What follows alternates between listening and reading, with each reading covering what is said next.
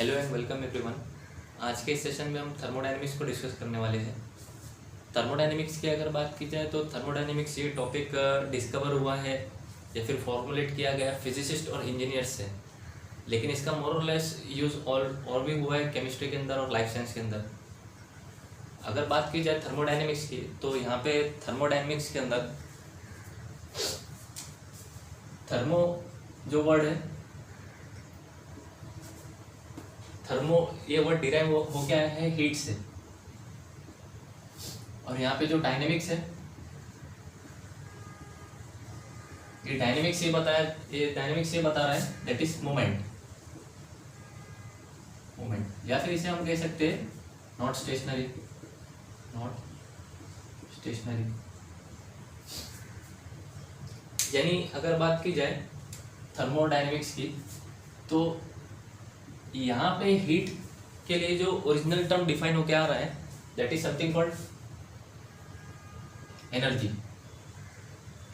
यानी हीट को यहाँ पे लिटरल मीनिंग एनर्जी से दिया जाएगा, तो यहाँ हम क्या कह सकते हैं एनर्जी का मूवमेंट।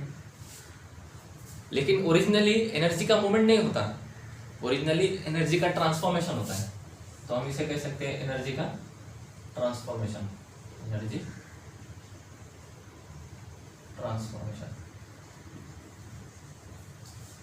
तो thermodynamics deals with first point is energy transformation. Second part thermodynamics के अंदर different forms of energy thermodynamics discuss करती है, डिफरेंट फॉर्म्स ऑफ एनर्जी को। और इसका थर्ड पॉइंट जो आएगा third point energy changes which accompanied by different physical and chemical process. The feasibility of the process कह लो या फिर रिएक्शन कह लो, दोनों ही की चीजें। तो ये बता रहा है it provides information regarding the feasibility of the process, यानी ये बता रहा है कि रिएक्शन कितनी आसानी से हो सकता है या फिर द रिएक्शन और द प्रोसेस इज पॉसिबल और not in the forward direction और इन द बैकवर्ड डायरेक्शन। और ये भी बताएगा, इसकी इंफॉर्मेशन भी थर्मोडायनेमिक्स प्रोवाइड करेगा। तो एक इंफॉर्मेशन ये प्रोवाइड कर रहा है कि रिएक्शन कितनी आसानी से होगा, और या फिर ये हो सकता है कि रिएक्शन फॉरवर्ड डायरेक्शन में प्रोसीड हो सकता है, इजीली फॉरवर्ड हो सकता है, या फिर बैकवर्ड डायरेक्शन में इजीली प्रोसीड हो सकता है, ये बता सकता है वो। यानी पूरी थर्मोडायनेमिक्स की जो स्टडी है वो 3 लॉ पे बेस्ड है, फर्स्ट लॉ, सेकेंड लॉ और थर्ड लॉ। एक एक करके हम जब आगे बढ़ते जाएंगे तो एक एक लॉ को डिस्कस करते चलेंगे। अभी हम कुछ थर्मोडायनेमिक की बेसिक कॉन्सेप्ट्स पढ़ेंगे, तो देखते हैं बेसिक कॉन्सेप्ट्स ऑफ थर्मोडायनेमिक्स। तो कुछ बेसिक कॉन्सेप्ट्स के अंदर हम क्या क्या पढ़ने वाले हैं, तो इसके अंदर 2 मेन पार्ट है, एक तो होगा सिस्टम, सेकंड इसके अंदर होगा सराउंडिंग।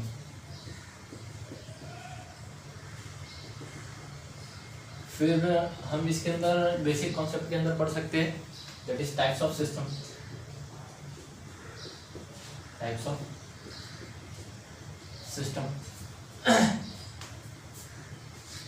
और कुछ प्रोसेसेस।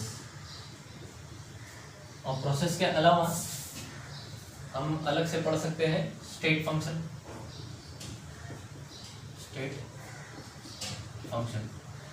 तो एक एक करके डिस्कस करते हैं। सबसे पहले डिस्कस करते हैं सिस्टम के बारे में और सराउंडिंग के बारे में।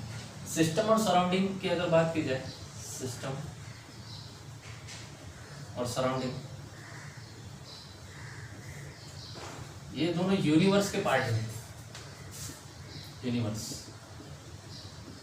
फॉर एग्जाम्पल अगर हम यूनिवर्स की बात की जाए तो यूनिवर्स के अंदर कुछ स्पेसिफाइड पोर्शन ऐसा होगा जहाँ पे रिएक्शन हो रही है, therefore a specified portion of the universe where the reaction is taking place, that part is called system। अगर बात की जाए सराउंडिंग, तो सराउंडिंग में क्या होगा, सिस्टम में जो रिएक्शन हो रहा है सराउंडिंग में इसकी ऑब्जर्वेशन होगी, सराउंडिंग में इसकी ऑब्जर्वेशन होगी, यानी रिएक्शन के अंदर जो कोई चेंज आ रहा है, रिएक्शन के अंदर जो कोई चेंज आ रहा है इसकी ऑब्जर्वेशन सराउंडिंग से की जाएगी। और इन दोनों के बीच में जो बाउंड्री आएगी, सिस्टम और सराउंडिंग के बीच की, सिस्टम और सराउंडिंग में के बीच का जो सरफेस है दैट इज कॉल्ड बाउंड्री। और बाउंड्री क्या है? Boundary is the surface where, boundary क्या चीज है? Boundary is the surface where by the energy and matter can exchange through system and surrounding. फिर उसके बाद देखते हैं, तो ये सिस्टम हो गया, ये सराउंडिंग हो गई। उसके बाद देखते हैं हम types of system. Types of system की बात की जाए तो हमारे पास एक सिस्टम है ओपन सिस्टम, एक सिस्टम है क्लोज्ड, और थर्ड सिस्टम है आइसोलेटेड सिस्टम। आइसोलेटेड सिस्टम, अगर ओपन सिस्टम की बात की जाए तो ओपन सिस्टम फॉर एग्जांपल ले सकते हैं हम। उसमें यहाँ पे ओपन सिस्टम के अंदर energy and matter, energy and matter both can exchange, both can exchange with system and surrounding, exchange with surrounding, with surrounding। तो अगर बात की जाए यहाँ पे ओपन सिस्टम में, यहाँ पे एनर्जी और मैटर दोनों एक्सचेंज हो सकते हैं सराउंडिंग के साथ। फॉर एग्जांपल अगर बात की जाए, आपके पास एक हॉट कप ऑफ टी है, उस टी को नॉर्मली सराउंडिंग में रखा है, तो वो hot cup of T normal surrounding में रखे होने की वजह से क्या हो सकता है, उसके अंदर की जो हीट है वो एक्सचेंज हो सकती है सराउंडिंग के अंदर। लेकिन ध्यान में ये रखना है, ध्यान में ये रखना है कि it should be an open container, it should be an open container. Energy exchange की जा सकती है, इसका क्या मतलब है? तो जो हॉट टी है वो अगर कोल्ड हो गई, जो हॉट टी है वो अगर कोल्ड हो गई तो क्या हो गया, हीट एक्सचेंज हो गई सराउंडिंग के साथ। हीट क्या हो गई, एक्सचेंज हो गई सराउंडिंग के साथ। अगर क्लोज सिस्टम की बात कर रहे हैं तो क्लोज सिस्टम वो ये हॉट कप ऑफ टी है, लेकिन वो सॉसर से कवर्ड है, hot cup of T which is covered by saucer. अभी इसमें यह हो सकता है कि हीट का ट्रांसफॉर्मेशन तो हो सकता है, हीट का ट्रांसफॉर्मेशन हो सकता है, यानी जो हॉट टी है वो कोल्ड टी में कन्वर्ट हो जाएगी कुछ देर बाद, लेकिन उसके अंदर जो मटेरियल है, मैटर है, दैट इज टी, वो सराउंडिंग के साथ एक्सचेंज नहीं होगी क्योंकि वो कंटेनर क्लोज है। अगर आइसोलेटेड सिस्टम की बात की जाए तो आइसोलेटेड सिस्टम में neither heat, neither energy, neither energy nor matter can exchange, can exchange। अगर आइसोलेटेड सिस्टम की बात की जाए तो यहाँ पे एनर्जी और मैटर दोनों सराउंडिंग के साथ एक्सचेंज नहीं हो सकते। फॉर एग्जांपल वही हॉट कप ऑफ टी के अंदर हीट भी ट्रांसफर नहीं होगा, और उसका अंदर का जो मटेरियल है दैट इज टी, वो भी सराउंडिंग के साथ एक्सचेंज नहीं होगी। तो इसको क्या किया जा सकता है, इस टी को अगर हमने थर्मस में रख लिया, तो थर्मस क्या है, thermos is an isolated system which is separated from the surrounding.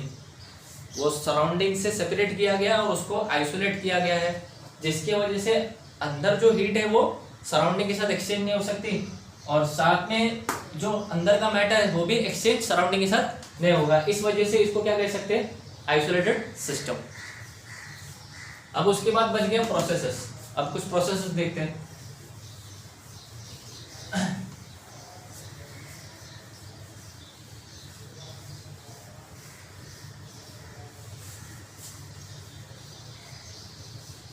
Processes देखने से पहले हम सिस्टम की कुछ प्रॉपर्टी पढ़ते हैं, क्योंकि अभी हमने सिस्टम क्या है वो पढ़ा और सिस्टम का टाइप क्या है वो पढ़ा। तो अभी क्या कर सकते हैं, प्रोसेसेस पढ़ने से पहले हम क्या कर सकते हैं, सिस्टम की प्रॉपर्टी पढ़ते हैं। Property of system, properties of system. तो देखते हैं प्रॉपर्टीज ऑफ सिस्टम क्या चीज है। दो टाइप की सिस्टम की प्रॉपर्टी, दो ब्रॉड कैटेगरी में क्लासिफाई होती है। एक तो सिस्टम की प्रॉपर्टी है एक्सटेंसिव, और सिस्टम की एक प्रॉपर्टी है intensive property.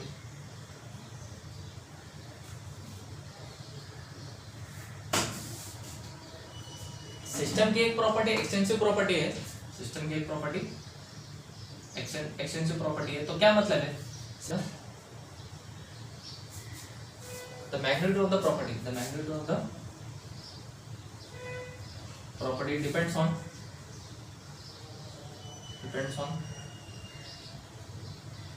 the amount of matter present in a system,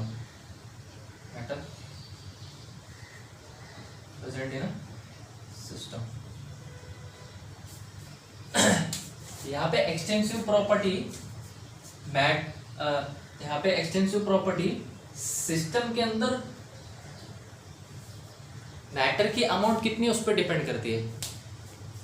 extensive property यहाँ पे सिस्टम के अंदर मैटर की अमाउंट कितनी है उस पे एक्सटेंसिव प्रॉपर्टी की मैग्नीट्यूड डिपेंड करती है। मैग्नीट्यूड का मतलब होता है वैल्यू, यानी एक्सटेंसिव प्रॉपर्टी की वैल्यू डिपेंड करती है कि मैटर की अमाउंट कितनी है। अगर मैटर की अमाउंट पे डिपेंड करती है, यानी मैटर की अमाउंट अगर कम हो गई या फिर मैटर की अमाउंट अगर ज़्यादा हो गई तो एक्सटेंसिव प्रॉपर्टी की मैग्नीट्यूड यानी एक्सटेंसिव प्रॉपर्टी की वैल्यू भी चेंज हो जाएगी। यानी अमाउंट ऑफ मैटर चेंज हो जाएगा तो उसकी वैल्यू भी, एक्सटेंसिव प्रॉपर्टी की वैल्यू भी चेंज हो जाएगी, कम या ज़्यादा के तौर पे। यानी extensive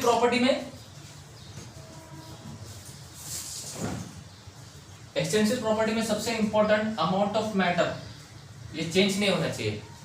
amount of matter change नहीं होना चाहिए। अगर अमाउंट ऑफ मैटर चेंज हो जाता है तो एक्सटेंसिव प्रॉपर्टी की मैग्नीट्यूड यानी उसकी वैल्यू सिस्टम जो कि सिस्टम की प्रॉपर्टी है वो क्या हो जाएगी, चेंज हो जाएगी। बाद में आते हैं इंटेंसिव प्रॉपर्टी। यहाँ पे कुछ एग्जांपल लेते हैं एक्सटेंसिव प्रॉपर्टी में। एग्जांपल यहाँ पे आ सकता है मास, दूसरा आ जाएगा वॉल्यूम, एक आएगा इंटरनल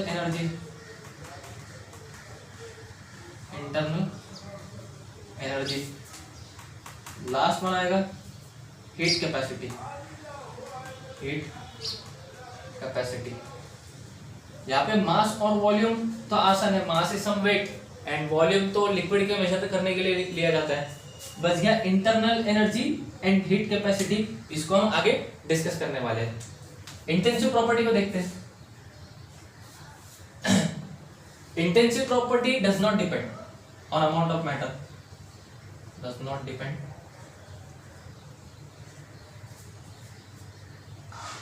ऑन अमाउंट ऑफ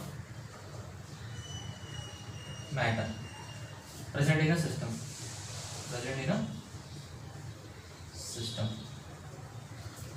यानी सिस्टम के अंदर मैटर की अमाउंट कितनी है इंटेंसिव प्रॉपर्टी की मैग्नीट्यूड उस पर डिपेंड नहीं करती। फॉर एग्जांपल यहाँ पे एग्जांपल ले सकते हैं, यहाँ पे एग्जांपल ले सकते हैं डेंसिटी, एक एग्जांपल है इंटेंसिव प्रॉपर्टी का। तो इसको कैसे समझेंगे कि इंटेंसिव प्रॉपर्टी मैटर के अमाउंट पे डिपेंड नहीं करती है।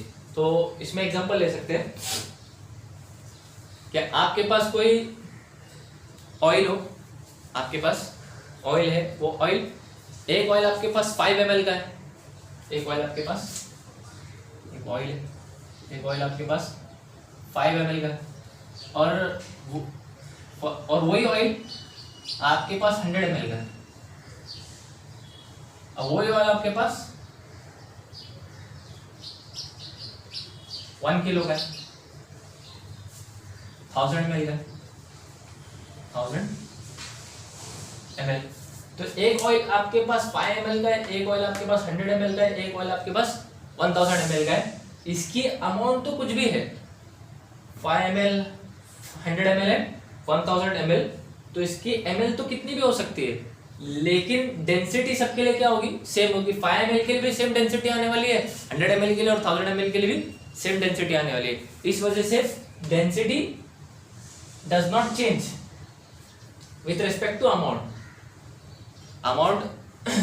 Density is an intensive property, and intensive property is the property of the system, तो सिस्टम की प्रॉपर्टी की मैग्नीट्यूड वैल्यू, सिस्टम की प्रॉपर्टी की मैग्नीट्यूड वैल्यू डिपेंड नहीं करती कि मैटर की अमाउंट सिस्टम में कितनी प्रेजेंट है, वो चाहे कितनी भी हो, लेकिन डेंसिटी सबके लिए क्या होगी, सेम आएगी। और डेंसिटी ये क्या रेशियो वैल्यू होती है, डेंसिटी क्या होती है, density is a ratio of two extensive property, of two extensive property. Intensive property क्या है, वो रेशियो है दो एक्सटेंसिव प्रॉपर्टी का, दो एक्सटेंसिव प्रॉपर्टी का रेशियो है। फॉर एग्जांपल अगर बात की जाए, आपने ले लिया मास अपॉन वॉल्यूम, तो अगर आपने ले लिया मास, ये एक एक्सटेंसिव प्रॉपर्टी है, यहाँ देख सकते हो, वॉल्यूम भी क्या है, एक इंटेंसिव प्रॉपर्टी है। तो आपने क्या ले लिया, मास और वॉल्यूम, जो कि क्या है, दो एक्सटेंसिव प्रॉपर्टी है, और उनका आपने ले लिया रेशियो। तो मास और वॉल्यूम जो दो एक्सटेंसिव प्रॉपर्टी है, उनका आपने रेशियो ले लिया, तो आप पहुंच जाओगे डेंसिटी पे, which is an intensive property. Therefore, intensive property is the ratio of two extensive property, that is called density, and mass and volume, it is the extensive property. अब आते हैं हम प्रोसेसेस पे। प्रोसेसेस पढ़ने से पहले ले लेते हैं state function.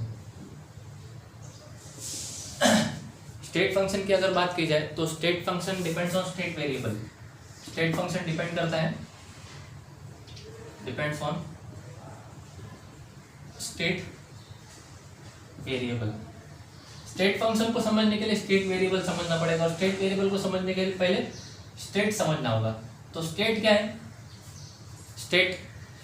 States of matter कह सकते हैं, स्टेट को क्या कह सकते हैं हम, states of matter.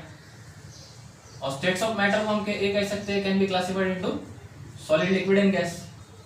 Solid, liquid and gas. Matter in किसी भी स्टेट में हो सकता है, सॉलिड में भी हो सकता है, लिक्विड में भी हो सकता है, गैस में भी हो सकता है। लेकिन मैटर चाहे सॉलिड में हो, चाहे लिक्विड में हो, चाहे गैस में हो, किसी भी स्टेट में होने के लिए, किसी भी स्टेट में होने के लिए वो डिपेंड करता है कि उसका स्टेट वेरिएबल क्या है। स्टेट वेरिएबल से एग्जांपल ले सकते हैं। स्टेट वेरिएबल को समझने के लिए स्टेट वेरिएबल क्या क्या हो सकते हैं। स्टेट वेरिएबल का एग्जांपल प्रेशर हो सकता है, वॉल्यूम हो सकता है, नंबर ऑफ मोल हो सकता है, नंबर ऑफ मोल्स, या फिर क्या हो सकता है, टेम्परेचर हो सकता है, या फिर टेम्परेचर। ये PV/N/T कहां से हमने निकाला, इसको शॉर्टकट में गैस लॉ से याद रख सकते हैं, that is PV = nRT। PV = nRT। R is gas constant, ये अवोगाड्रो गैस लॉ है। तो यहाँ से स्टेट वेरिएबल क्या क्या हो सकता है, स्टेट वेरिएबल प्रेशर है, स्टेट वेरिएबल यहाँ पे वॉल्यूम है, नंबर ऑफ मोल्स है, टेम्परेचर है, और R क्या है, गैस कांस्टेंट है। यानी किसी भी मैटर का स्टेट डिपेंड करता है कि उसके स्टेट वेरिएबल कैसे है। अगर स्टेट वेरिएबल चेंज हो जाएगा तो मैटर का स्टेट भी चेंज हो जाएगा। फॉर एग्जांपल एक स्टेट लेते हैं, एक स्टेट है, कोई मैटर का एक स्टेट है जिसमें हमने एक मैटर लिया है, सॉलिड आइस, सॉलिड आइस। यहाँ पे एटमॉस्फेरिक प्रेशर 1 atm का है, एटमॉस्फेरिक प्रेशर 1 atm। यहाँ पे P कांस्टेंट है, 1 atm का। उसके बाद यहाँ पे टेम्परेचर भी फिक्स्ड है, क्योंकि बर्फ होने के लिए, सॉलिड आइस होने के लिए क्या होना चाहिए, 0 डिग्री सेल्सियस होना चाहिए। फिर उसके बाद में क्या क्या बच गया, pressure, temperature, volume and number of moles. तो यहाँ पे कोई फिक्स वॉल्यूम होगा, आपने जितनी अमाउंट की बर्फ ली है या फिर सॉलिड आइस लिया है, उसका खुद का कुछ स्पेसिफिक वॉल्यूम आ जाएगा। फॉर एग्जांपल से let x be the volume, pressure, temperature, volume, और number of moles. Number of moles आप आसानी से कैलकुलेट कर सकते हैं, मास बाय मोलर मास से डिवाइड कर देंगे। तो यहाँ पे प्रेशर, वॉल्यूम, टेम्परेचर और नंबर ऑफ मोल्स, ये हमारे पास कोई फिक्स वैल्यू है। अब क्या होगा, हमने चेंज इन स्टेट वेरिएबल किया है, यानी ये इन वेरिएबल में से कोई भी एक या दो वेरिएबल हमने चेंज किया, जिसकी वजह से क्या होगा, यहाँ पे कोई कंडीशन है जिसकी सॉलिड आइस की स्टेट है वो चेंज होके आ जाएगी, कन्वर्ट हो जाएगी किसी और स्टेट में।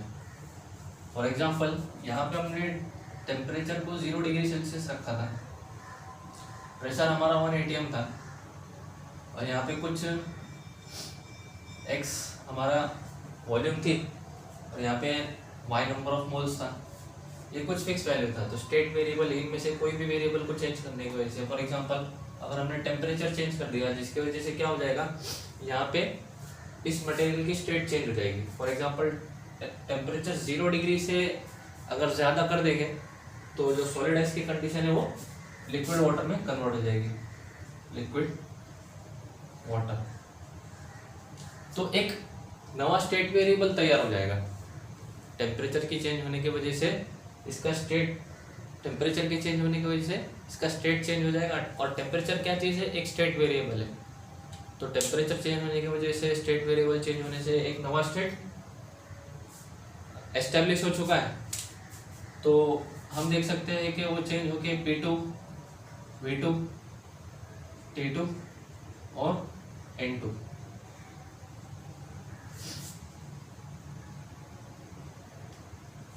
न्यू स्टेट वेरिएबल आ चुका है, जिसकी वजह से लिक्विड वाटर हो गया।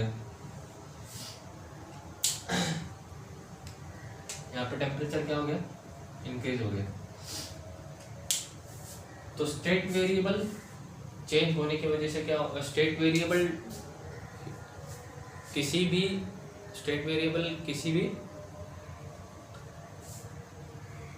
मैटर क्या स्टेट डिफाइन करता है। स्टेट वेरिएबल मैटर का किसी भी स्टेट को डिफाइन करता है कि वो मैटर किस फॉर्म में होगा, सॉलिड, लिक्विड या फिर गैस फॉर्म में। अगर स्टेट वेरिएबल चेंज कर दिया जाए तो उसका स्टेट चेंज हो सकता है। इस वजह से जो भी करंट स्टेट है, मैटर का जो भी करंट स्टेट है वो डिपेंड करता है उसके स्टेट वेरिएबल पे, करंट स्टेट वेरिएबल पे। और इसी को हम कह सकते हैं कि the property of the system which depend on the current state variable, the property of the system which depends on the current state variable is nothing but state function. State function, तो क्या बोल सकते हैं हम state function को, state function is the property of the system which depends on the current state variable. It does not depend the path through which the process has been accomplished. तो state 1 से state 2 पे आने के लिए, solid ice से liquid water की तरफ आने के लिए, जब वो सॉलिड आइस था तो पहले करंट स्टेट था, और उसके बाद जब स्टेट वेरिएबल चेंज हो गया तो अब एक नया करंट स्टेट है। तो यहाँ पे भी एक स्टेट फंक्शन है और यहाँ पे भी लिक्विड वाटर भी अब एक स्टेट फंक्शन है। ये स्टेट फंक्शन इस वजह से, क्योंकि अब इसका करंट स्टेट ये है कि इसका T2 यानी टेम्परेचर इंक्रीज हुआ है। अब स्टेट 1 से स्टेट 2 की तरफ आने के लिए पाथ तो कितने भी हो सकते हैं, यानी टेम्परेचर को चेंज करने के लिए, किसी टेम्परेचर को चेंज करने के लिए रास्ते तो बहुत सारे हो सकते हैं। स्टेट 1 से स्टेट 2 की तरफ आने के लिए कई पाथ हो सकते हैं, कई रास्ते हो सकते हैं, लेकिन थर्मोडायनेमिक्स उन पाथ और उन रास्तों, जिन रास्तों से वो प्रोसेस अकम्प्लिश हुआ है, उनको डील नहीं करता। वो तो इनिशियल और फाइनल स्टेट को डिस्कस करता है। तो सॉलिड स्टेट क्या था, इनिशियल स्टेट था, और लिक्विड वाटर ये क्या है, फाइनल स्टेट है, फाइनल स्टेट। तो थर्मोडायनेमिक्स की लिमिटेशन में हमने ये पढ़ के आया था कि thermodynamics deal with initial and final state. It does not depend on the path through which the process has been accomplished. तो उसे, अगर प्रोसेस डिपेंड करता है पाथ पे, अगर प्रोसेस डिपेंड करता है पाथ पे, तो उसे कहेंगे हम पाथ फंक्शन। पाथ फंक्शन के किस पाथ से होता हुआ आया है। तो पाथ फंक्शन यहाँ पे कितनी चीजें, दो है, एक तो होगा हीट और दूसरा होगा वर्क। ये हीट और वर्क क्या है, ये पाथ फंक्शन पैरामीटर है। लेकिन ये प्रोसेस जो स्टेट 1 से स्टेट 2 की तरफ आया है ये पाथ फंक्शन नहीं है, ये तो करंट स्टेट पे डिपेंड करता है, इसके लिए स्टेट फंक्शन है और थर्मोडायनेमिक्स इसको डील करेगी। आगे जो पार्ट बच गया हीट और वर्क का, उसमें से हम वर्क को डिस्कस करते हैं और उसका एक्सप्रेशन देखते हैं कि वर्क का एक्सप्रेशन किस तरीके से आता है। एक्सप्रेशन ऑफ वर्क, वर्क का क्या एक्सप्रेशन निकल के आता है। उससे पहले वर्क को डिफाइन करते हैं। वर्क की दो अलग अलग डेफिनेशन है, एक डेफिनेशन फिजिक्स से आई है और एक डेफिनेशन केमिस्ट्री से आई है। फिजिक्स से जो डेफिनेशन आई है that is work is the displacement of the body through the application of the force. Work is the displacement of the body through the application of the force. इसका मतलब ये हुआ कि कोई बॉडी के ऊपर फोर्स अप्लाई करने की वजह से बॉडी का मूवमेंट हो गया, कोई बॉडी के ऊपर फोर्स अप्लाई करने की वजह से वो बॉडी का मूवमेंट हो गया थ्रू ए डिस्टेंस, एक डिस्टेंस पे एक फासले पे उसका मूवमेंट हो गया, तो वर्क परफॉर्म हो गया। यानी फिजिक्स के अंदर वर्क के अंदर बॉडी का मूवमेंट होना चाहिए, लेकिन ये बॉडी का मूवमेंट फोर्स को अप्लाई करने की वजह से हुआ। तो इसका फॉर्मूला क्या आ जाएगा, W is equal to F into D, force into displacement. Chemistry के हिसाब से वर्क की जो डेफिनेशन आती है तो ये हो गया फिजिक्स के हिसाब से। फिजिक्स एक डिफाइन केमिस्ट देते हैं, केमिस्ट भी वर्क को डिफाइन करते हैं। तो वहां पे वर्क क्या होता है, pressure into volume. Pressure into volume is also known as work. अब ये किस तरीके से आ गया है कि pressure into volume is equivalent to work, इसको देखते हैं। फॉर एग्जांपल यहाँ पे प्रेशर का फॉर्मूला क्या आ जाएगा, force upon area. Force upon area कि कितने प्रेशर वो होगा, कितने एरिया पे फोर्स कितना अप्लाई किया है। फॉर एग्जांपल इतना एरिया है तो इतने एरिया पे फोर्स कितनी अप्लाई हुई है, इसको क्या कहेंगे, प्रेशर। आपका वॉल्यूम तो वही बच गया। फिर आगे इसको हम क्या कह सकते हैं कि एरिया को मापते हैं हम स्क्वायर मीटर में या फिर सेंटीमीटर स्क्वायर के अंदर, तो इसको हम स्क्वायर फॉर्मेट में लिख सकते हैं। वॉल्यूम को हम डीएम क्यूब में मापते हैं या फिर एमएल में मापते हैं, जिसकी वजह से हम इसके डीएम क्यूब कह सकते हैं या फिर एमएल कह सकते हैं। तो इसको वॉल्यूम को हम कह सकते हैं डी क्यूब, क्योंकि volume is normally L cube form में होता है। यहाँ पे हमने सिंबल चेंज कर दिया, एल क्यूब से डी को चेंज कर दिया। तो ये वी के लिए क्या हो गया, डी आ गया। यहाँ पे एफ अपॉन ए क्या हो जाएगा, हम ए को स्क्वायर मीटर में नापते हैं, इस वजह से यहाँ पे क्या हो जाएगा, डी स्क्वायर। और यहाँ पे ये 2 टाइम्स, यहाँ पे भी 2 टाइम्स कट हो जाएगा, तो आपके पास क्या बचेगा, F into D. And F into D is nothing but work. तो केमिस्ट्री के हिसाब से वर्क, प्रेशर, वॉल्यूम, वर्क ये भी करेक्ट है, और फिजिक्स के हिसाब से work is force into displacement, ये भी करेक्ट बात है। अब देखते हैं इसका एक्सप्रेशन कैसे आता है। वर्क के एक्सप्रेशन को लाने के लिए हम एक सिलेंडर लेते हैं और सिलेंडर के अंदर ऑलरेडी एक पिस्टन है, तो हम इसे कहेंगे पिस्टन। और ये पिस्टन की खासियत क्या है, ये वेटलेस है, वेटलेस, और कैसा है, फ्रिक्शनलेस, यानी फ्रिक्शन भी नहीं है और इसके अंदर वेट भी बहुत ही कम है। और यहाँ पे हमने कोई गैस लिए रिएक्शन मिक्सचर में,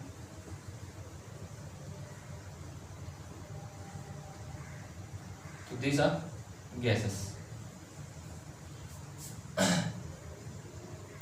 अब जब भी गैस को हम क्या कर रहे हैं, यहाँ पे इस गैसेस को अलाउ कर रहे हैं एक्सपांड के लिए, एक्सपांशन के लिए इस गैस को हम एक्सपांड कर रहे हैं। तो गैस क्या होगी, ये एक्सपांड होगी।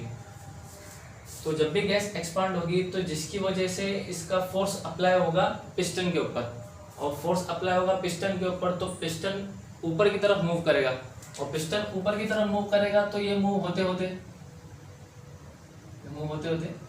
और एग्जाम्पल यहाँ पहुंच गया।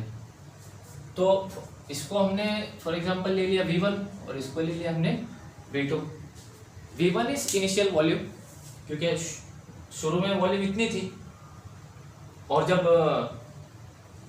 पिस्टन मूव हो गया गैस के प्रेशर की वजह से तो उसको हमने क्या ले लिया V2। तो इसको हम ले सकते हैं प्रेशर ऑफ द गैस। ये क्या है? Pressure of the gas. The pressure of the gas is represented by capital P. Pressure of the gas is represented by capital P. अब जब भी ये हो रहा है, अच्छा इसमें एक शाफ्ट भी लगा होगा,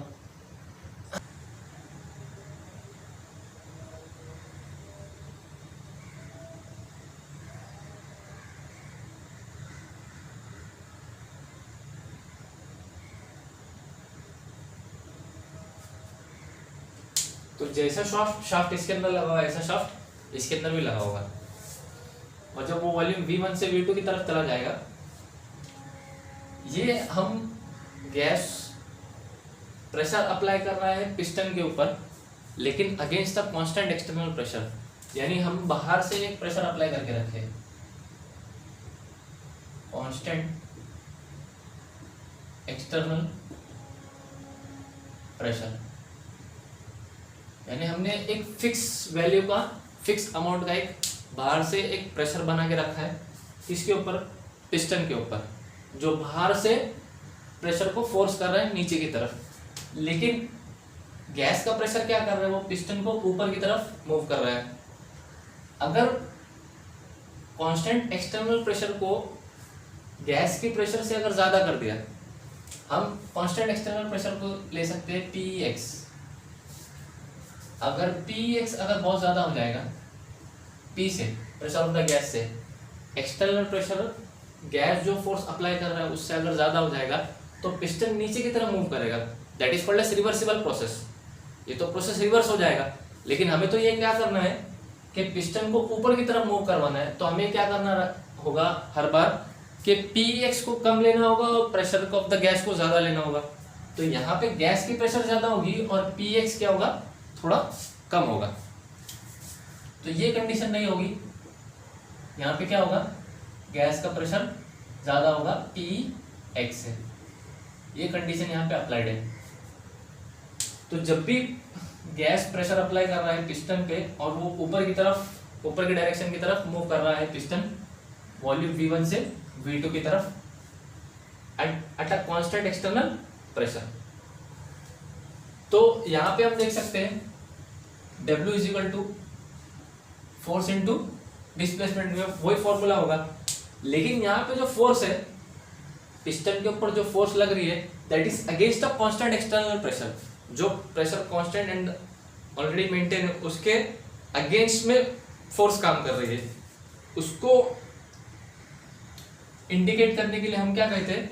यहाँ पे नेगेटिव लगाते हैं। ये नेगेटिव क्या बता रहा है कि रिएक्शन गैस यहाँ पे एक रिएक्शन मिक्सचर की तरह काम कर रहा है। गैस यहाँ पे एक रिएक्शन मिक्सचर की तरह काम कर रहा है और वो काम कर रहा है अगेंस्ट द एक्सटर्नल प्रेशर, जिसकी वजह से रिएक्शन मिक्सचर के अंदर, रिएक्शन मिक्सचर यहाँ पे सिस्टम की तरह काम कर रहा है। यहाँ पे गैस रिएक्शन मिक्सचर की तरह काम कर रहा है और गैस रिएक्शन मिक्सचर की तरह काम कर रहा है और रिएक्शन मिक्सचर यहाँ पे एक सिस्टम का पार्ट है। तो सिस्टम अपनी एनर्जी को यूटिलाइज कर रहा है टू परफॉर्म वर्क। तो जो भी एनर्जी सिस्टम के अंदर है वो यूज हो रही है पिस्टन को ऊपर की तरफ मूव करने के लिए। तो इससे ये बात पता चल रही है कि सिस्टम की एनर्जी डिक्रीज हो रही है against a constant external pressure. उसको इंडिकेट करने के लिए हम क्या करें? यहाँ पे नेगेटिव साइन से इंडिकेट कर रहे हैं। हमने यहाँ पे ये देखा था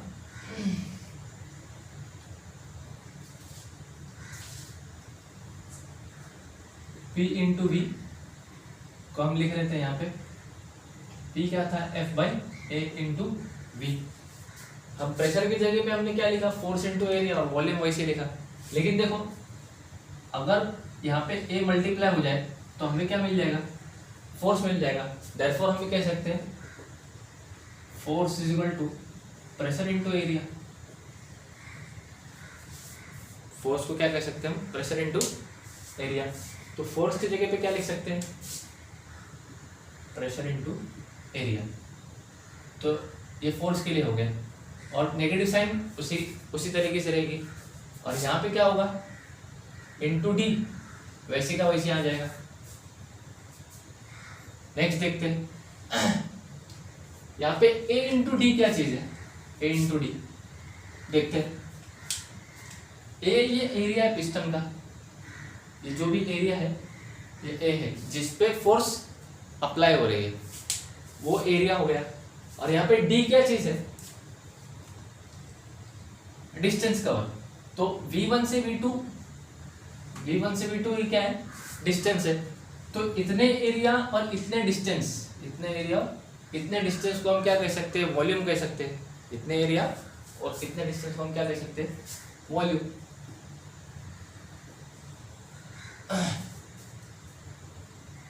माइनस px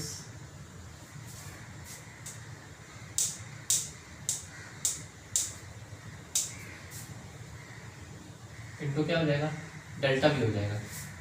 तो W की वैल्यू आपकी क्या आ जाएगी, W is equal to minus P X into delta भी।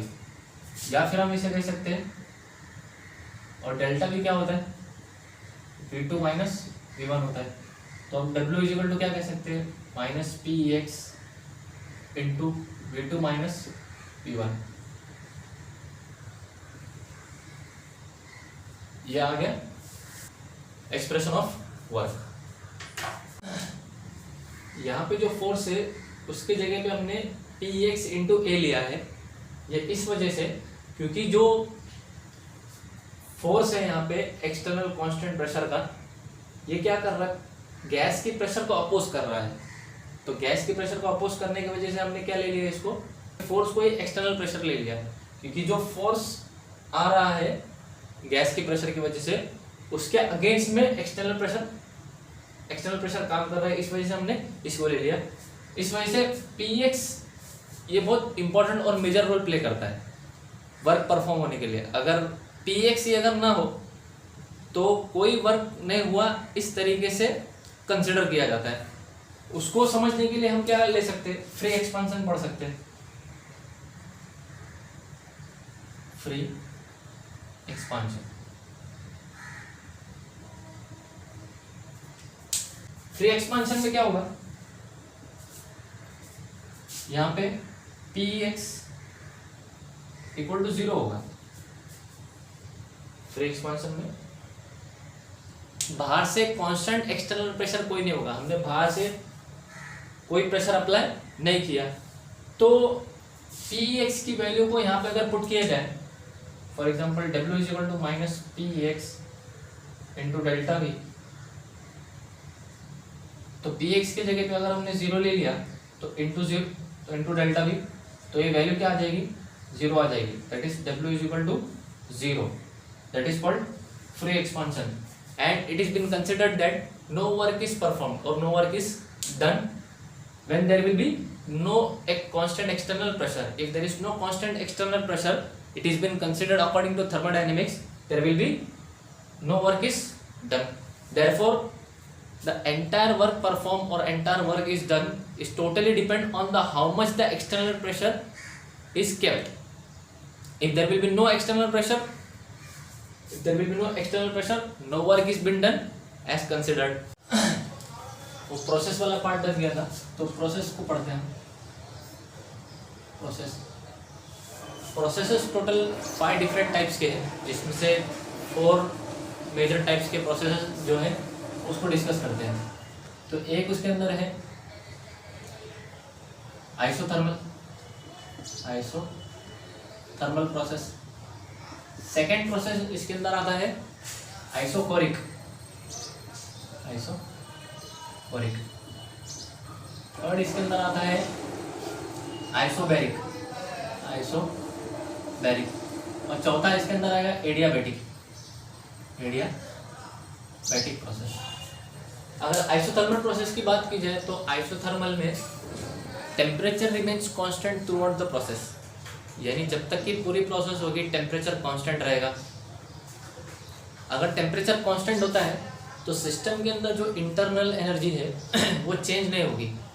अगर सिस्टम के अंदर जो इंटरनल एनर्जी वो चेंज नहीं होगी, सिस्टम की इंटरनल एनर्जी को रिप्रेजेंट किया जाता है यू से, और यहाँ पे अगर मैंने लगा दिया डेल्टा, तो delta is something called change, change in internal energy.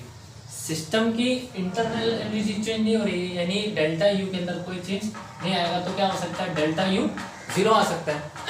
Isochoric process की अगर बात की जाए, isochoric process is a process whereby the volume remains constant through out the process, यानी पूरे प्रोसेस होने तक वॉल्यूम कांस्टेंट रहेगी। अगर वॉल्यूम कांस्टेंट होगी तो यहाँ पे क्या हो जाएगा, डेल्टा भी इक्वल टू जीरो आ जाएगा, यानी final volume minus initial volume. अगर वॉल्यूम को कांस्टेंट रखना है तो ये बात ध्यान में रखनी होगी कि प्रोसेस को क्लोज सिस्टम में कराया जाएगा। उसके बाद isobaric process by the pressure remains constant through out the process. एक ऐसा प्रोसेस है आइसोबैरिक प्रोसेस जहाँ पे प्रेशर कांस्टेंट रहेगी, प्रेशर कांस्टेंट रहेगी थ्रू आउट द प्रोसेस। ये दोनों प्रोसेस को हम आइसोथर्मल और आइसोबैरिक को जोड़ सकते हैं ह्यूमन बॉडी से। ह्यूमन बॉडी, ये एग्जांपल क्यों लिया ह्यूमन बॉडी का, क्योंकि ह्यूमन बॉडी के अंदर जो प्रोसेस चल रही है वो आइसोथर्मली चल रही है और आइसोबैरिकली चल रही है। आइसोथर्मिकली चल रही है, फॉर एग्जांपल हमारे बॉडी के अंदर जो भी प्रोसेस हो रहे हैं, लाइफ प्रोसेस हो रहे हैं, डाइजेशन, रेस्पिरेशन, सर्कुलेशन, ये सारे लाइफ प्रोसेसेस कांस्टेंट टेम्परेचर पे हो रहे हैं, and normal constant temperature of the body is 37 degree Celsius. हमारे बॉडी का टेम्परेचर 1 डिग्री सेल्सियस भी ऊपर और फ्लक्चुएट और नीचे फ्लक्चुएट नहीं होता, वो कांस्टेंट ही रहता 37 डिग्री सेल्सियस जब तक पूरा प्रोसेस कंप्लीट होता है और टेम्परेचर कांस्टेंट होता है। आइसोबैरिक प्रोसेस भी हमारे बॉडी पे अप्लाइड है। फॉर एग्जांपल हमारे बॉडी पे एनवायरनमेंट का प्रेशर एक बना हुआ है, हमारे बॉडी पे जो एनवायरनमेंट का प्रेशर है वो कांस्टेंट फिक्स 1 एटमॉस्फेरिक प्रेशर है और वो चेंज नहीं होता। अगर एटमॉस्फेयर के प्रेशर में अगर चेंज आना स्टार्ट हो जाए तो हमारी बॉडी की फिजियोलॉजी के अंदर चेंज आना स्टार्ट हो जाएगा। इस वजह से नॉर्मल बॉडी की फिजियोलॉजी ये काम कर रही है, क्योंकि प्रोसेस कैसा चल रहा है ह्यूमन बॉडी के अंदर, आइसोबैरिकली चल रहा है। आइसोबैरिकली जहाँ पे बॉडी के ऊपर normal pressure, constant pressure maintain करके रखा गया। बात करते हैं एडियाबैटिक प्रोसेसेस की, तो हम ये कह सकते हैं adiabatic process is type of an isolated system whereby heat is neither exchanged with the surrounding nor it is exchanged with the system। क्या मतलब है, हीट सिस्टम से सराउंडिंग में नहीं जाएगी और ना ही सराउंडिंग की जो हीट है वो सिस्टम के अंदर आएगी। एडियाबैटिक प्रोसेस को समझने के लिए फॉर एग्जांपल ले सकते हैं। एक ग्लास बीकर हमने लिया है और ये ग्लास बीकर क्लोज सिस्टम है, glass beaker is a close system. तो क्या है ये ग्लास बीकर, और ग्लास बीकर के अंदर कोई रिएक्शन मिक्सचर है जो ए को बी की तरफ फॉरवर्ड करवा रहा है, तो फॉरवर्ड डायरेक्शन में रिएक्शन प्रोसीड हो रही है, फॉरवर्ड डायरेक्शन। ए से बी की तरफ जो रिएक्शन जा रहा है, रिएक्शन मिक्सचर, ये फॉरवर्ड डायरेक्शन की तरफ जा रहा है, लेकिन जाने के वक्त में क्या हो रहा है, यहाँ पे हीट रिलीज हो रही है और ये हीट रिलीज। लेकिन अभी एडियाबैटिक प्रोसेस के लिए क्या कहा था, heat is neither exchange with the system not to the surrounding. ना ही सराउंडिंग की हीट सिस्टम में आ रही है और ना ही सिस्टम की हीट सराउंडिंग में जा रही है। तो इसका मतलब जो भी हीट सिस्टम के अंदर जनरेट हो रही है, वो तो सराउंडिंग में जाने से रही, वो तो जाएगी नहीं। तो जो भी सिस्टम के अंदर हीट रहेगी जिसकी वजह से क्या हो जाएगा, टेम्परेचर बढ़ जाएगा, temperature of the system increase. अगर सिस्टम का टेम्परेचर अगर बढ़ता है तो क्या हो जाएगा, ओवरऑल यू के अंदर चेंज आ जाएगा। मतलब delta U will not equal to 0। यानी एडियाबैटिक प्रोसेस के अंदर इंटरनल एनर्जी या तो बढ़ सकती है या तो घट सकती है।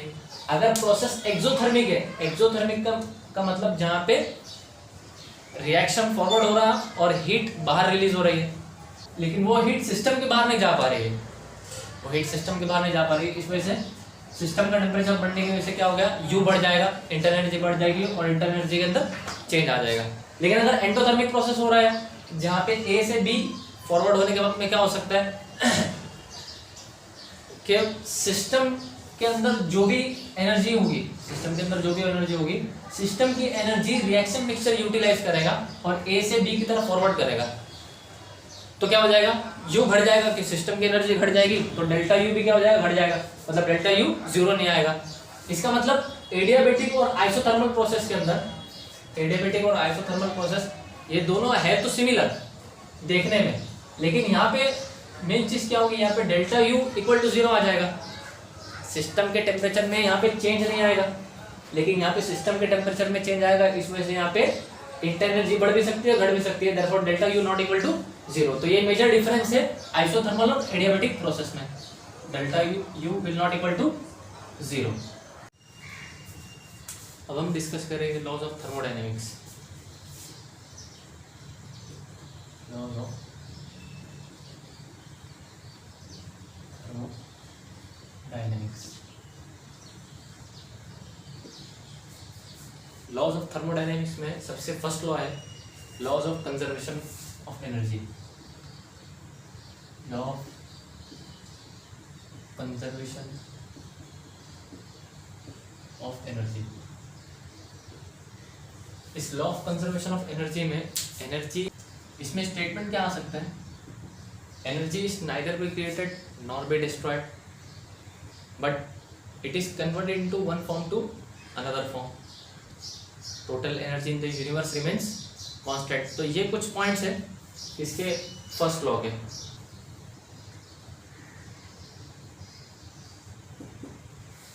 फर्स्ट लॉ सफिशिएंट ना होने की वजह से सेकेंड लॉ को डिराइव होना पड़ा। फॉर एग्जांपल, अगर सेकेंड लॉ को समझने के लिए, सेकेंड लॉ का कोई स्टेटमेंट है उसको समझने के लिए हम एक मेटल बॉडी और फिर मेटल बार ले लेते हैं, लिक्विड के मेटल बार है, मेटल बार, और यहाँ से आपने इसको हीट देना स्टार्ट किया तो ये हीट आगे चलती चली जाएगी और फाइनल इस पॉइंट पे आके खत्म होगी, एंड पॉइंट। ये क्या है इसका स्टार्ट पॉइंट।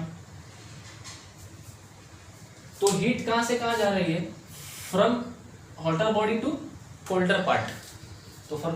तो ये वाला पार्ट क्या था उसका, हॉटर बॉडी या फिर हॉटर रीजन, और ये वाला पार्ट क्या था, colder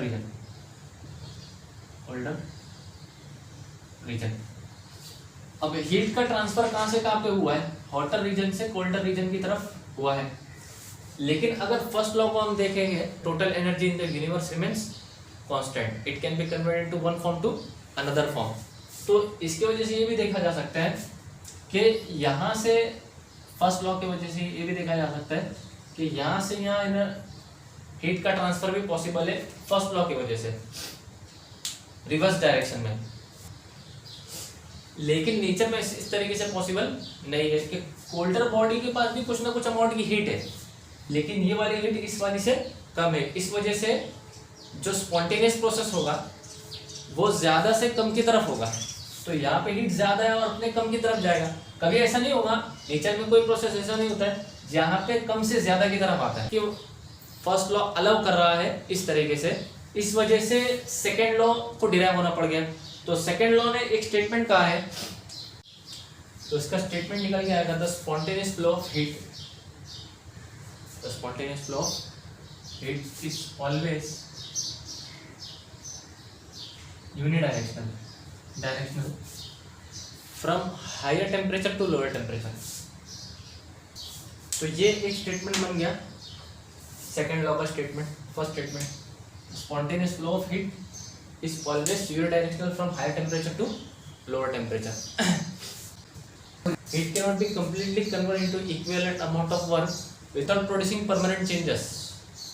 either in the system और इन द सराउंडिंग। यानी जो भी अमाउंट की हीट है वो पूरे के पूरे वर्क में इस्तेमाल नहीं हो सकती है जब तक कि सिस्टम के अंदर कोई परमानेंट चेंजेस नहीं आता। जब तक कि सिस्टम के अंदर कोई परमानेंट चेंजेस नहीं आता, या तो कोई वर्क परफॉर्म हो जाए सिस्टम में या तो फिर सराउंडिंग में। अगर सिस्टम में वर्क परफॉर्म हो गया, सिस्टम के अंदर ये क्या हो गया, एक परमानेंट चेंज हो गया। हम थर्मोडायनेमिक्स के थर्ड लॉ को पढ़ेंगे, लेकिन उससे पहले हम कुछ प्रोसेस पढ़ेंगे और कुछ कॉन्सेप्ट पढ़ेंगे, जिसकी वजह से थर्ड लॉ समझने में और आसानी हो जाएगी। वरना हम यहाँ पे थर्ड लॉ को देख सकते थे, तो थर्ड लॉ को समझने से पहले कुछ कॉन्सेप्ट और कुछ प्रोसेस को देखते हैं, तब जाके थर्ड लॉ समझ में आएगा ऑफ थर्मोडायनेमिक्स। देखते हैं spontaneous process. Spontaneous process, spontaneous process कोई ऐसा प्रोसेस है जहाँ पे the process has the tendency to occur on its own. तो सबसे पहला पॉइंट इसमें ये लिखे, the process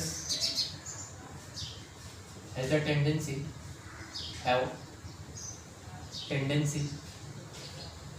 to occur on its own.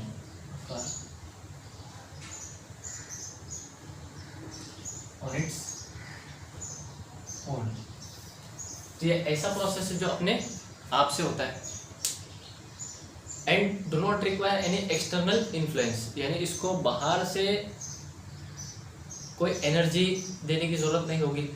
इस प्रोसेस को आगे प्रोसीड करने के लिए, आगे बढ़ाने के लिए बाहर से कोई एनर्जी का इनपुट करने की ज़रूरत नहीं पड़ेगी।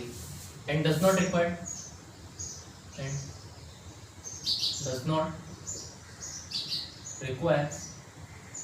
Any external influence. इरिवर्सिबल, यानी एक बार ये प्रोसेस फॉरवर्ड हो जाए तो ये बैकवर्ड डायरेक्शन की तरफ मूव नहीं करेगा। इसमें एग्जांपल ले सकते हैं कि एसिड बेस रिएक्ट होके सॉल्ट वाटर बन जाए, तो एसिड बेस के साथ रिएक्ट होने के लिए, एसिड बेस के साथ रिएक्ट होने के लिए आसानी से रिएक्ट हो सकता है। एसिड को बेस के साथ रिएक्ट होने के लिए बाहर से कोई एनर्जी की को सप्लाई करने की जरूरत नहीं पड़ती है। वो ऑटोमेटिकली एसिड बेस के साथ रिएक्ट होके खुद ब खुद सॉल्ट और वाटर बना लेता है। लेकिन खुद ब खुद सॉल्ट और वाटर जो प्रेजेंट होंगे वो आपस में रिएक्ट होके एसिड और बेस फिर से नहीं दे सकते। Therefore the process is irreversible. यानी जितने भी प्रोसेस स्पॉन्टेनियस होंगे वो सारे के सारे इरिवर्सिबल होंगे और वो नेचुरल प्रोसेस भी होंगे। इसमें second point, flow of water from higher altitude. Flow of water from higher altitude, तो हायर एल्टीट्यूड से वाटर का जो फ्लो होगा ये नेचुरल प्रोसेस है और वो स्पॉन्टेनियस भी है कि उसको फ्लो करवाने के लिए बाहर से कोई एनर्जी की रिक्वायरमेंट नहीं है। Next point, surrounding. क्या मतलब है कि जो हॉट कप ऑफ टी है वो अपने हीट को सराउंडिंग में रिलीज करेगी और खुद कूल डाउन हो जाएगी। लेकिन कभी भी ऐसे नहीं होगा खुद के एनवायरनमेंट के अंदर कोई कोल्ड टी रखी है वो रूम टेम्परेचर की हीट को यूटिलाइज करके खुद हॉट हो जाए, ऐसा नहीं हो सकता। तो ये प्रोसेस भी क्या है, इरिवर्सिबल प्रोसेस के अंदर आ जाएगा। इसमें एक पॉइंट और नोट डाउन करने की बात है, spontaneous process is not concern the rate at which the process occur, not concern the rate. ये स्पॉन्टेनियस प्रोसेस कोई स्पीड को डिटरमाइन नहीं करता कि वो स्पॉन्टेनियस प्रोसेस फास्ट भी हो सकता है और स्लो भी हो सकता है, लेकिन उसका रेट से कोई कंसर्न नहीं है। लेकिन यहाँ पे एक फिफ्थ पॉइंट ये भी लिख सकते हैं, यानी जब तक का इक्विलिब्रियम पॉइंट नहीं होगा स्पॉन्टेनियस प्रोसेस चलता रहेगा और रुकेगा नहीं। जब इक्विलिब्रियम रीच हो जाएगा तो प्रोसेस खुद ब खुद क्या हो जाएगा, स्टॉप हो जाएगा। तो अपने इक्विलिब्रियम पॉइंट तक प्रोसेस क्या होगा, चलता रहेगा एक डायरेक्शन से दूसरी डायरेक्शन की तरफ। इसी स्टेटमेंट की वजह से क्या हो सकता है, थर्मोडायनेमिक्स का एक सेकेंड लॉ डिराइव हो गया, एक स्टेटमेंट डिराइव हो गया आता है, all the natural spontaneous process tend to occur in a direction that will lead to equilibrium. यानी हर नेचुरल स्पॉन्टेनियस प्रोसेस वो डायरेक्शन में मूव करने की कोशिश करेगा जिस डायरेक्शन में इक्विलिब्रियम होती है। अगर इक्विलिब्रियम बैकवर्ड डायरेक्शन में आएगा तो प्रोसेस बैकवर्ड हो जाएगा, लेकिन अगर इक्विलिब्रियम फॉरवर्ड डायरेक्शन में आएगा तो प्रोसेस फॉरवर्ड डायरेक्शन की तरफ मूव करने की कोशिश करेगा। तो spontaneous process could be forward direction और could be backward direction. It depends on the stability of the product formation. It depends on the stability of the product formation.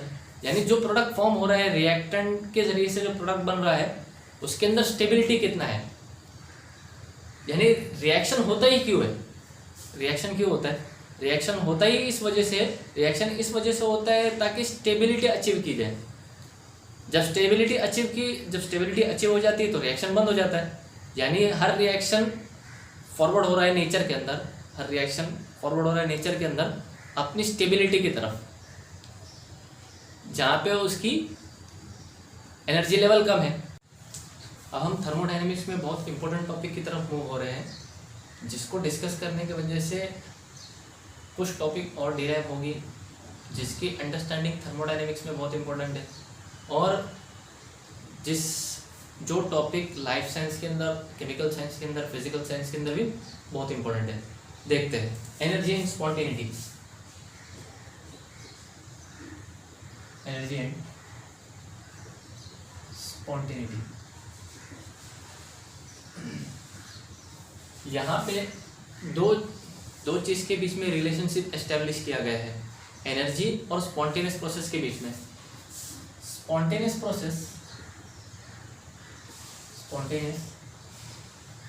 Process और energy के बीच में inverse relation है। Spontaneous process और energy के बीच में inverse relation है। अगर process spontaneous होगा तो वो प्रोसेस अगर स्पॉन्टेनियस होगा तो प्रोसेस उस डायरेक्शन में मूव करेगा जहाँ पे प्रोडक्ट ज़्यादा स्टेबल होंगे। For example A plus B ये मिलके कोई C बन रहे हैं और ये फॉरवर्ड डायरेक्शन है,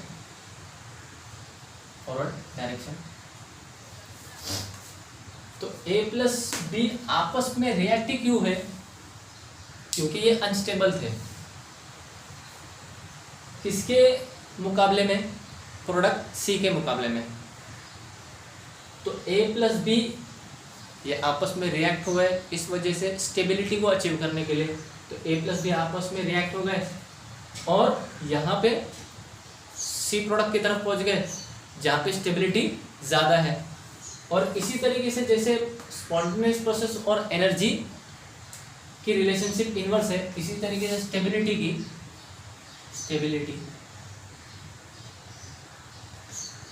और एनर्जी की भी रिलेशनशिप इनवर्स है।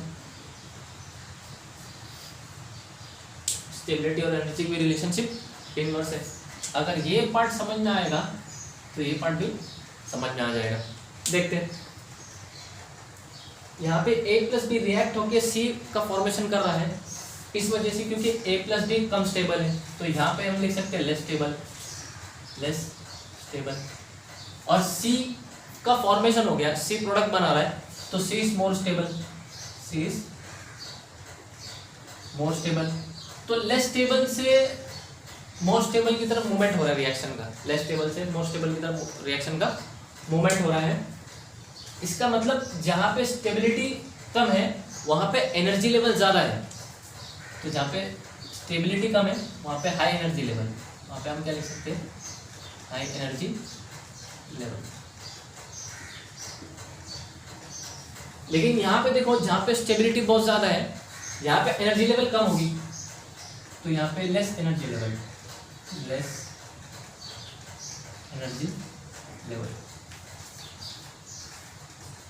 तो ये बात पे आ सकते हैं कि जहाँ पे स्टेबिलिटी कम होगी वहाँ पे एनर्जी लेवल ज़्यादा होगी। तो यहाँ पे स्टेबिलिटी कम है यहाँ तो इसका एनर्जी लेवल ज़्यादा है। और प्रोडक्ट के फॉर्मेशन में ये रिएक्टेंट के मुकाबले में प्रोडक्ट ज़्यादा स्टेबल है क्योंकि यहाँ पे एनर्जी के लेवल, प्रोडक्ट के एनर्जी के लेवल बहुत कम है। क्योंकि हाई एनर्जी वाला कोई मटेरियल होगा तो हाईली रिएक्ट भी होगा। इस तरीके से स्पॉन्टेनियस प्रोसेस वो हो सकता है जहाँ पे रिएक्शन फॉरवर्ड भी मूव हो सकती है और रिएक्शन बैकवर्ड भी मूव हो सकती है, लेकिन रिएक्शन उस तरफ मूव होगी जहाँ पे इक्विलिब्रियम रीच होता है। जब तक ये इक्विलिब्रियम एस्टेब्लिश नहीं होगा तब तक रिएक्शन फॉरवर्ड डायरेक्शन में या तो बैकवर्ड डायरेक्शन में मूव होती रहेगी, जब तक कि इक्विलिब्रियम अटेन नहीं होता। और इक्विलिब्रियम अटेन होने के बाद प्रोसेस स्टॉप हो जाता है, और जैसे ही प्रोसेस स्टॉप हो गया या तो रिवर्स डायरेक्शन में या फॉरवर्ड डायरेक्शन में, तो जो प्रोडक्ट भी निकल के आएगा हमें वो स्टेबल प्रोडक्ट होगा और उसकी एनर्जी लेवल कम होगी। यानी इक्विलिब्रियम पे पहुंचने के बाद जो भी प्रोडक्ट का फॉर्मेशन होगा उसकी स्टेबिलिटी ज़्यादा होगी और एनर्जी लेवल कम होगा। तो हम इसे ये कह सकते हैं कि हर कोई प्रोसेस ऐसा हो सकता है जहाँ पे रिएक्शन आगे बढ़े और एनर्जी लेवल कम हो जाए। हर ऐसे प्रोसेस को जहाँ पे एनर्जी सिस्टम से रिलीज होती है या फिर रिएक्शन मिक्सचर से रिलीज होती है, हर ऐसे प्रोसेस को हम कहते हैं एक्सोथर्मिक प्रोसेस। तो हम ये कह सकते हैं कि हर स्पॉन्टेनियस प्रोसेस एक्सोथर्मिक प्रोसेस हो सकता है, क्योंकि रिएक्शन लेस स्टेबल से मोर स्टेबल की तरफ जाएगा, यानी हाई एनर्जी लेवल से लेस एनर्जी लेवल की तरफ जाएगा। इसका मतलब क्या होगा कि यहाँ पे एनर्जी लेवल ज़्यादा होगी तो यहाँ पे हीट ज़्यादा होगी, और यहाँ पे एनर्जी लेवल कम होगा तो जो बची हुई हीट होगी वो रिएक्शन से निकल गया होगा। तो हम ये कह सकते हैं कि हर स्पॉन्टेनियस प्रोसेस एक्सोथर्मिक प्रोसेस हो सकता है, लेकिन इसे याद रखना है कि हो सकता है, ज़रूरी नहीं कि ऐसा ही हो। ये बात इसलिए ज़रूरी है क्योंकि नेचर के अंदर कुछ प्रोसेस ऐसे हैं जो एंडोथर्मिक भी है और स्पॉन्टेनियस प्रोसेस भी है। और ये स्टेटमेंट अभी कॉन्ट्रडिक्ट हो रहा है हमारे प्रीवियस स्टेटमेंट से। हमने प्रीवियस स्टेटमेंट क्या कहा कि हर स्पॉन्टेनियस प्रोसेस एक्सोथर्मिक किस्म का हो सकता है, यानी हाई एनर्जी से लोअर एनर्जी की तरफ शिफ्ट होगा तो बची हुई एनर्जी क्या हो जाएगी, रिएक्शन मिक्सचर से या फिर सिस्टम से रिलीज हो जाएगी। तो हम हर एक्सोथर्मिक को स्पॉन्टेनियस प्रोसेस कह रहे थे, लेकिन अभी हम ये कह रहे हैं कि ज़रूरी नहीं कि हर स्पॉन्टेनियस प्रोसेस एक्सोथर्मिक किस्म का ही हो, क्योंकि नेचर के अंदर कुछ स्पॉन्टेनियस प्रोसेस ऐसे हैं जो एंडोथर्मिक किस्म के भी है। एग्जाम्पल लेते हैं, एग्जाम्पल एंडोथर्मिक में, एंडोथर्मिक प्रोसेस। तो एंडोथर्मिक प्रोसेस वो होगा जो रिएक्शन को कैरी फॉरवर्ड करेगा सराउंडिंग की हीट को अब्जॉर्ब करके या फिर सिस्टम की हीट को अब्जॉर्ब करके रिएक्शन मिक्सचर के अंदर जो रिएक्टेंट है वो प्रोडक्ट का फॉर्मेशन करवाएंगे, लेकिन वो क्या करेंगे, बाहर से हीट को एब्जॉर्ब करेंगे, तब जाके रिएक्शन कैरी फॉरवर्ड हो सकता है। For example melting of ice,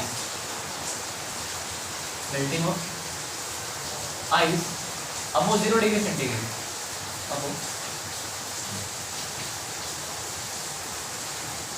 0 degree Celsius. कि अगर हमने आइस को मेल्ट करना शुरू कर दिया 0 डिग्री सेल्सियस के अबव, तो इसमें क्या होगा, आइस मेल्ट हो जाएगा। और इसमें हमको मेल्ट करने के लिए बाहर से बर्फ़ को बाहर से कोई एनर्जी सप्लाई करने की ज़रूरत नहीं पड़ी। आप खुद ब खुद 0 डिग्री यानी डीप फ्रीज से आपने बर्फ़ निकाल के अगर सराउंडिंग में छोड़ दिया तो खुद ब खुद क्या हो जाएगा, वो पानी बन जाएगा। बर्फ़ को पानी बनाने के लिए बाहर से डंडे मारने की ज़रूरत नहीं है या फिर बाहर से उसको एनर्जी सप्लाई करने की ज़रूरत नहीं है, वो तो खुद ब खुद क्या हो रहा है, मेल्ट हो जा रहा है। लेकिन इस पर ध्यान देने की बात है, ये आइस की मेल्टिंग क्या हो रही है, मेल्ट किस वजह से हो रहा है, क्योंकि वो बाहर से हीट को एब्जॉर्ब कर रहा है। सराउंडिंग के अंदर जो हीट थी आइस उसको एब्जॉर्ब करके खुद मेल्ट हो रहा है। तो this is a kind of a endothermic process. एक एग्जांपल और लेते हैं, solubility of sodium chloride in water. जब सोडियम क्लोराइड वाटर के अंदर डिजोल्व होता है तो ये सोल्यूबल हो जाता है, लेकिन सोडियम क्लोराइड वाटर के अंदर डिजोल्व होने के लिए हमने बाहर से कोई एनर्जी सप्लाई करने की जरूरत नहीं पड़ी। इसका मतलब प्रोसेस कैसा है, स्पॉन्टेनियस है। लेकिन यहाँ पे कोई एनर्जी बाहर रिलीज नहीं हो रही है, यहाँ पे सिस्टम की एनर्जी को, सिस्टम की हीट को एब्जॉर्ब किया जा रहा है।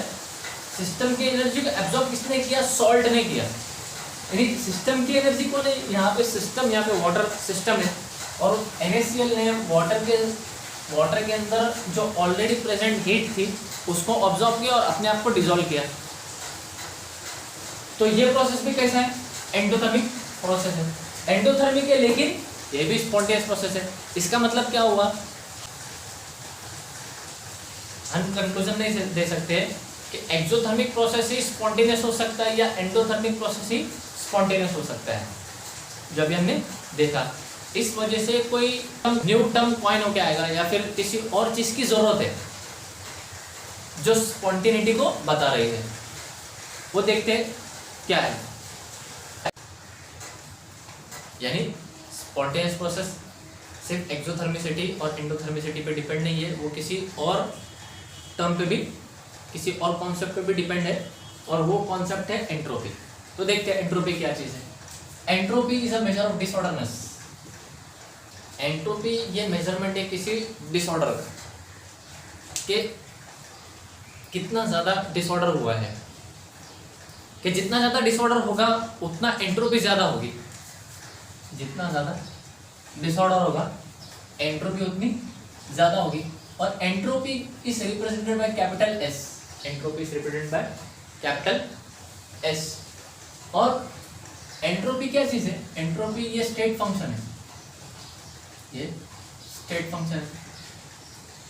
तो स्टेट फंक्शन वो होता है जो करंट वेरिएबल पे डिपेंड करता है, यानी उसका कोई इनिशियल स्टेट भी हो सकता है और उसका कोई फाइनल स्टेट भी हो सकता है। यानी इसका इनिशियल स्टेट होगा S1 और इसका फाइनल स्टेट होगा S2। तो इसका हम क्या निकाल सकते हैं, फाइनल माइनस इनिशियल करेंगे S2 माइनस S1, तो हमको क्या निकल के आ जाएगा, डेल्टा S निकल के आ जाएगा। Delta S is the change in entropy. Delta S is the change in entropy which comes because of the we carry forward final minus initial. तो देखते हैं एंट्रोपी को।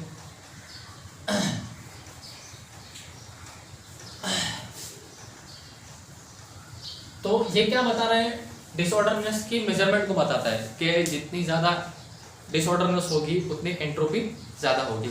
फॉर एग्जांपल आपके पास एक सॉलिड आइस है, सॉलिड आइस,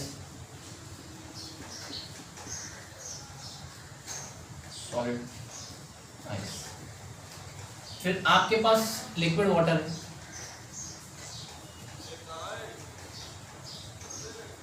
तो ये condition है लिक्विड वाटर।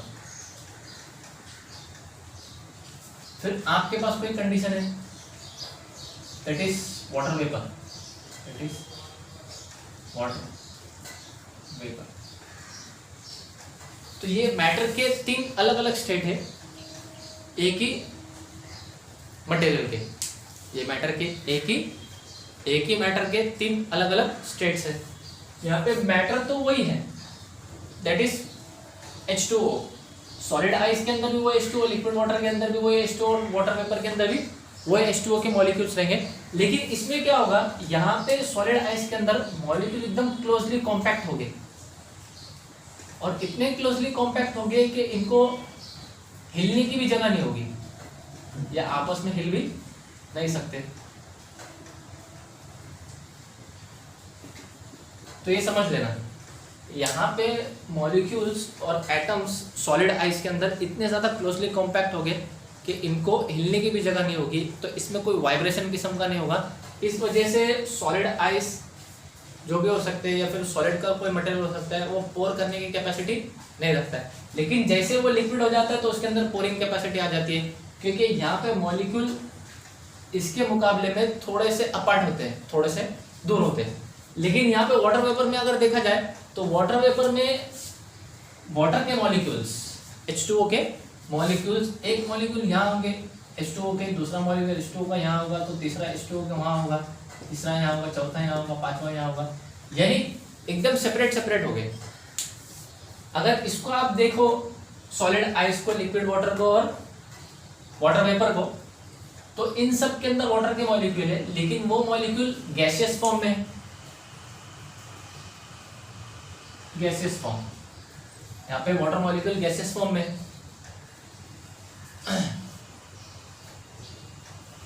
यहाँ पे लिक्विड फॉर्म में और यहाँ पे सॉलिड फॉर्म में वाटर मॉलिक्यूल।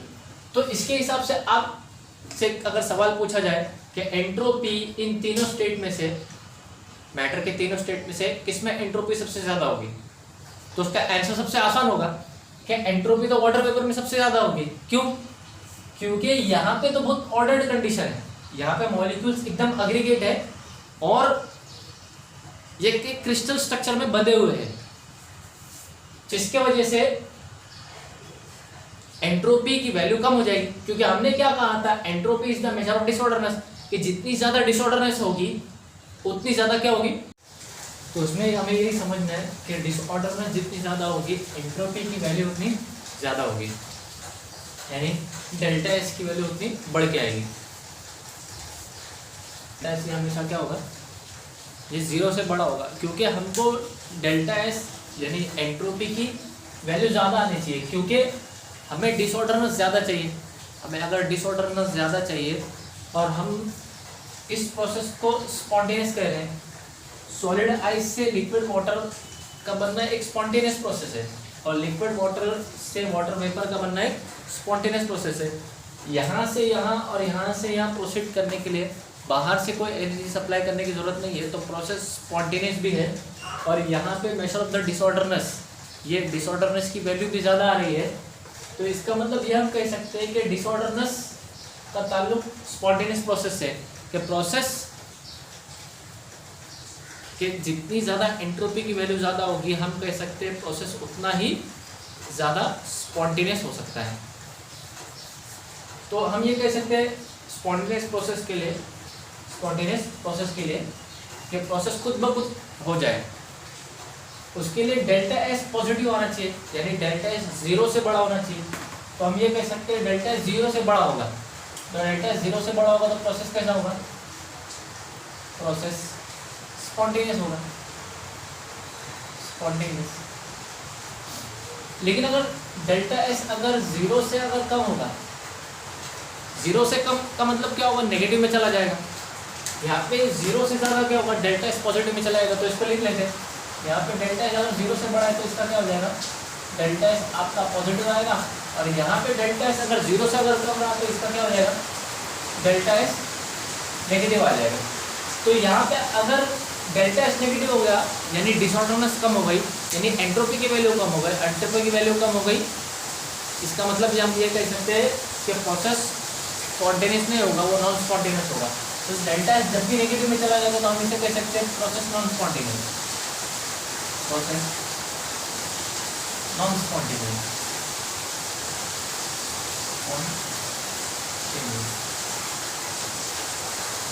अब अगर डेल्टा एस अगर जीरो के बराबर हो जाए, ना ही पॉजिटिव जा रहा है ना ही नेगेटिव जा रहा है, प्लस में भी नहीं जा रहा है माइनस में भी नहीं जा रहा है, जीरो पे ही आके रुक गया, तो प्रोसेस आगे भी नहीं बढ़ेगा, तो प्रोसेस इक्विलिब्रियम पे है इसका मतलब, तो प्रोसेस एट इक्विलिब्रियम। तो इसे हम क्या कर सकते हैं, प्रोसेस एट इक्विलिब्रियम।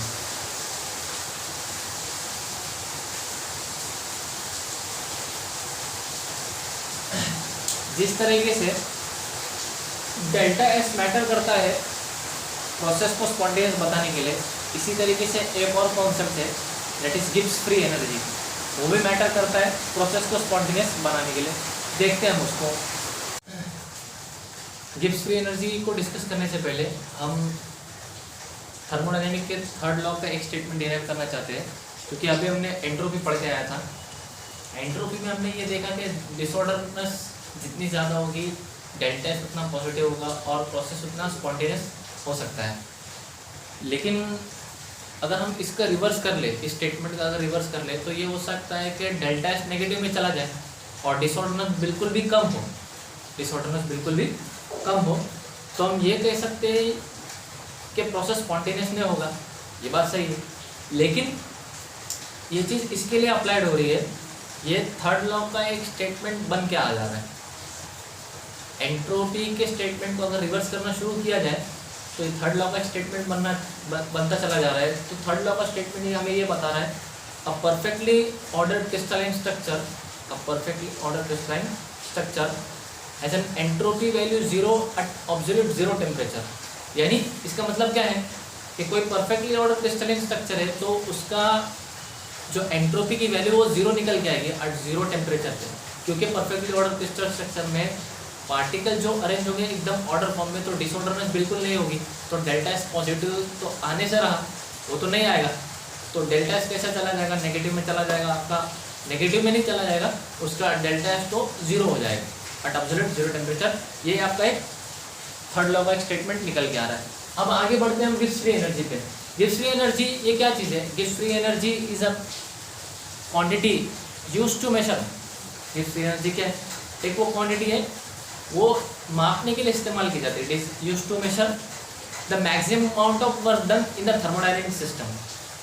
यानी थर्मोडायनेमिक सिस्टम के अंदर कितना ज़्यादा काम किया जा सकता है, थर्मोडायनेमिक सिस्टम के अंदर कितना maximum amount of work done किया जा सकता है, ये डिपेंड करता है कि गिब्स फ्री एनर्जी की वैल्यू कितनी है। लेकिन प्रोसेस के दौरान ये ध्यान रखना है, थर्मोडायनेमिक सिस्टम किस हालत में होना चाहिए, टेम्परेचर प्रेशर कांस्टेंट रखना है, उसको चेंज नहीं कर सकते। तो ये एक मेजर वैल्यू बता रहा है कि आपको maximum amount of work done कब हो सकता है। ये पॉसिबल कब है? जब डेल्टा जी की वैल्यू नेगेटिव आ जाए। जिस तरीके से हमने स्पॉन्टेनियस प्रोसेस के लिए देखा था, डेल्टा एस हमको पॉजिटिव चाहिए, इसी तरीके से स्पॉन्टेनियस प्रोसेस अचीव करने के लिए डेल्टा जी क्या होना चाहिए, नेगेटिव होना चाहिए। इसका रिवर्स अगर कर लिया जाए, स्पॉन्टेनियस प्रोसेस का क्या हो जाएगा, नॉन स्पॉन्टेनियस प्रोसेस, और नॉन स्पॉन्टेनियस में इस स्टेटमेंट का भी क्या हो जाएगा, रिवर्स हो जाएगा कि डेल्टा एस यहाँ पे पॉजिटिव था तो यहाँ पे नॉन स्पॉन्टेनियस में नेगेटिव हो जाएगा, और यहाँ पे डेल्टा जी नेगेटिव थी तो यहाँ पे डेल्टा जी पॉजिटिव हो जाएगी। तो ध्यान रखने की बात क्या है, नॉन स्पॉन्टेनियस प्रोसेस में डेल्टा एस नेगेटिव होगा, डेल्टा जी पॉजिटिव के उल्टा होगा। यानी कि इन दोनों में से किसी एक को ध्यान रख लो तो आप सेकंड को भी ध्यान रख सकते हो खुद ब खुद। यहाँ पे आज के सेशन को हम खत्म करते हैं। अभी 4 या 5 टॉपिक कुछ बची हुई है। ये थर्मोडायनेमिक बहुत ब्रॉड कॉन्सेप्ट है, इसका न्यूमेरिकल पार्ट और इसके बेस पे एक कॉन्सेप्ट है that is called as thermochemistry, जिसको इस सेशन में हम नहीं ले रहे। आज के लिए बस इतना ही करते हैं। Thank you for the watching.